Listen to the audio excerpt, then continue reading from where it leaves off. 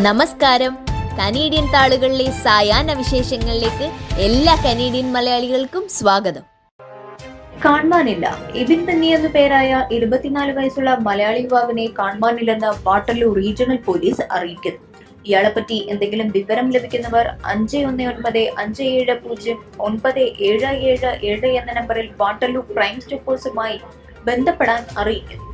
Agency ആവശ്യപ്പെട്ട പ്രകാരം 15 ലക്ഷം രൂപയുമായി കാനഡയിൽ വിസിറ്റ് എത്തിയ തന്റെ പുത്രനെ പണം കൈക്കലാക്കാൻ ആരോ തന്ത്രപൂർവ്വം കുടുക്കിയതാണെന്ന മട്ടിൽ കാണാതായ ഇബിൻ ബെന്നിയുടെ മാതാവിന്റെ ഓഡിയോ സന്ദേശം സമൂഹ മാധ്യമങ്ങളിൽ വ്യാപകമായി പ്രചരിക്കുന്നുണ്ട്. കാനഡയിലേക്ക് പുറപ്പെടും മുൻപ് ഏജൻസിയുടെ വിശ്വാസ്യത ഉറപ്പുവരുത്തുക. വ്യാജ ഏജൻസിയുടെ മോഹന വാഗ്ദാനങ്ങൾ പലപ്പോഴും ഇത്തരം ചതിക്കുഴികളിൽ പെടാനേ ഉപകരിക്കും.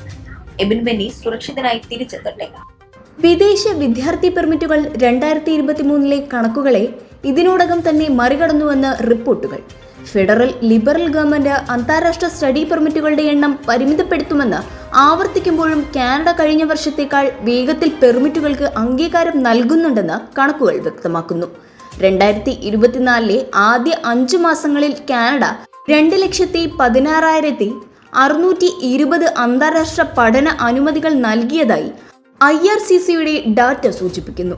2023 ഇതേ കാലയളവിൽ 2,205 സ്റ്റഡി പെർമിറ്റ് അനുവദിച്ചിടത്താണ് ഈ വർധന എന്നത് പരിമിതപ്പെടുത്തുക എന്ന വാക്കിന്റെ അന്തസത്തയെ തന്നെ ചോദ്യം ചെയ്യുന്ന കണക്കുകളാണെന്ന് കുടിയേറ്റ വിശകലന വിദഗ്ധർ ചൂണ്ടിക്കാട്ടുന്നു. എഡ്മണ്ടണിലെ ഹിന്ദു ക്ഷേത്രമായ BAPS സ്വാമിനാരായണ മന്ദിർ ചുവരുകളിൽ വീണ്ടും ഇന്ത്യ വിരുദ്ധ സന്ദേശം. കഴിഞ്ഞ കുറച്ച് വർഷങ്ങളായി ഗ്രേറ്റർ ടൊറന്റോ ഏരിയയിലും ബ്രിട്ടീഷ് കൊളംബിയയിലും കാനഡയിലെ മറ്റ് സ്ഥലങ്ങളിലുമുള്ള ഹിന്ദു ക്ഷേത്രങ്ങൾ വിദ്വേഷകരമായ ചുവരെഴുത്തുകൾ കൊണ്ട് നിറയുകയാണ്. ഇന്നലെ വീണ്ടും വിദ്വേഷവാക്യങ്ങളാൽ ആ മതിൽ സാമൂഹിക വിരുദ്ധർ അലങ്കോലപ്പെടുത്തി. സിഖ് ഫോർ ജസ്റ്റിസിന്റെ ഗുർപന്ത്വത് സിംഗ് പന്നൂൻ കഴിഞ്ഞ വർഷം ഹിന്ദുക്കൾ ഇന്ത്യയിലേക്ക് മടങ്ങണമെന്ന് പരസ്യമായി ആഹ്വാനം ചെയ്തിരുന്നു. പ്രധാനമന്ത്രി ഇന്ദിരാഗാന്ധിയുടെ കൊലപാതകവും മാരകായുധങ്ങളുടെ ചിത്രങ്ങൾ കാണിച്ചും ഖാലിസ്ഥാൻ അനുകൂലികൾ ബ്രാംപ്ടണിലും വാൻകൂവറിലും പരസ്യമായി ആഘോഷിച്ചു. ഹിന്ദു കനേഡിയന്മാർ ആശങ്കാകുലരാണ്. കാനഡയിലെ ഹിന്ദു സമൂഹത്തിന്റെ വികാരം കണക്കിലെടുത്ത് ഈ വിഷയം ഗൗരവമായി എടുക്കാൻ കനേഡിയൻ നിയമനിർവഹണ ഏജൻസികളോട് ആവശ്യപ്പെടുന്നതായി ആര്യചന്ദ്ര എക്സിൽ കുറിച്ചു. കുട്ടികളിൽ മാരകമായേക്കാവുന്ന ഒരു അപൂർവ ബാക്ടീരിയ കണ്ടെത്തിയതിനെ തുടർന്ന് ബേബി ഫുഡ് തിരിച്ചുവിളിച്ച് ഹെൽത്ത് കാനഡ. ക്രോണോബാക്ടർ മലിനീകരണത്തിന് സാധ്യതയുള്ളതിനാൽ ബേബി ഗവൺമെന്റ് ഓർഗാനിക്കിന്റെ ബനാന റൈസിൻ ഓട്സ് എന്ന organic whole grain baby cereal ശനിയാഴ്ച രാജ്യവ്യാപകമായി തിരിച്ചുവിളിച്ചു. ഭക്ഷ്യസുരക്ഷാ അന്വേഷണം നടന്നുകൊണ്ടിരിക്കുകയാണെന്നും കൂടുതൽ ഉൽപ്പന്നങ്ങൾ തിരിച്ചുവിളിക്കുന്നതിലേക്ക് ഈ അന്വേഷണം നയിച്ചേക്കുമെന്ന് ഏജൻസി അറിയിച്ചു. കാനഡയിലെമ്പാടുമുള്ള എല്ലാ ഇൻസ്റ്റോർ ഓൺലൈൻ റീറ്റെയിലർമാരിൽ നിന്നും തങ്ങളുടെ ഉൽപ്പന്നങ്ങൾ നീക്കം ചെയ്യുന്നതായി കാൽഗറി ആസ്ഥാനമായുള്ള ബേബി ഗവൺമെന്റ് ഫുഡ്സ് വാർത്താക്കുറിപ്പിൽ അറിയിച്ചു. കാട്ടുതീ, ജാസ്പർ വിട്ട് ജനങ്ങൾ പുറത്തു പോകണമെന്ന് ആൽബർട്ട സർക്കാർ. കാട്ടുതീ നിയന്ത്രണാതീതമായി പടരുന്നതിനാൽ ജാസ്പർ നഗരത്തിലെയും ദേശീയ ഉദ്യാനത്തിലെയും എല്ലാവരും നഗരം വിട്ട് പുറത്തു പോകണമെന്ന് ആൽബർട്ട സർക്കാർ ഉത്തരവിട്ടു. പ്രദേശത്തുള്ളവർ പടിഞ്ഞാറ് ഹൈവേ 60 ബ്രിട്ടീഷ് കൊളംബിയയിലേക്ക് പോകാനും അവിടുത്തെ പ്രാദേശിക അധികാരികളുടെ നിർദ്ദേശങ്ങൾ പാലിക്കാനും അറിയിപ്പിൽ പറയുന്നു.